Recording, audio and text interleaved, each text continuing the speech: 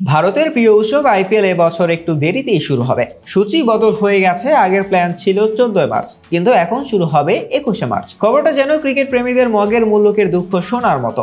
BCCI বলছে, ভাই champions ট্রফির ফাইনাল শেষ হোক, তারপর তো আমাদের খেলাই। এমন ডায়লগে ঘোষণা হলো সূচি পেছানোর কারণ। চ্যাম্পিয়ন্স ট্রফির ফাইনাল হবে লাহোর বা দুবাইয়ে 9 মার্চ। তবে 5 দিন পর আইপিএল শুরু করাটা কিছুটা অমানবিক ঠেকেছে বিসিসিআই এর কাছে। তাই তারা সিদ্ধান্ত নিল আমাদের খেলোয়াড়দের একটু ঘুমোতেও তো দিতে হবে। তবে লাহোরের ফাইনালের সঙ্গে ইডেনের উদ্বোধনী ম্যাচ নিয়ে একটা মজার সংযোগ দেখেছে অনেকে। কেউ কেউ বলছে চ্যাম্পিয়ন্স ট্রফি গরম থাকতে থাকতে ইডেনে ঢুকে পড়বে, হয়তো আইপিএল এর ট্রফিতেও ভাগ বসাবে। আইপিএল এর রীতি অনুযায়ী গত আসরের চ্যাম্পিয়ন্সদের মাঠেই হবে উদ্বোধনী ম্যাচ। এবারও ইডেন গার্ডেনে বাজবে কেকেআর।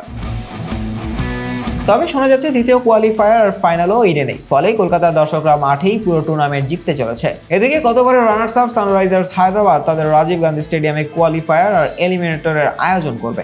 এমন অবস্থায় হায়দ্রাবাদের মাঠকে বলা হচ্ছে সেমিফাইনালের ক্যাম্পাস। এবার শোনা যাচ্ছিল ম্যাচ সংখ্যা বাড়বে, কিন্তু শেষমেশ সিদ্ধান্ত হলো ভাই 74 ম্যাচে এবার কাজ চাই, বাকি নাটক পরের আসরে।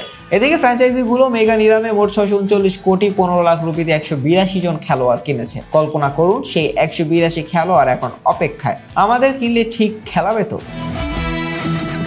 আইপিএল শুরু এক সপ্তাহ পেছানোর সিদ্ধান্ত যেন ক্রিকেট প্রেমীদের জন্য রোলার কোস্টারের মতো। কেউ বলছে ভাই দেরিতে শুরু হলেও ভালো, বাকি টুর্নামেন্ট জমবে। আবার কেউ বলছে শুরুতেই এমন নাটক, শেষে কি হবে কে জানে। একটা কথা নিশ্চিত, 21 মার্চ ইডেন গার্ডেন থেকে শুরু হবে আরেকটি ক্রিকেটের রঙিন অধ্যায়। নাটক জমবে, ফাইনাল দেখে দর্শক বলবে বিসিসিআই এবার আসল মজা দিয়েছে।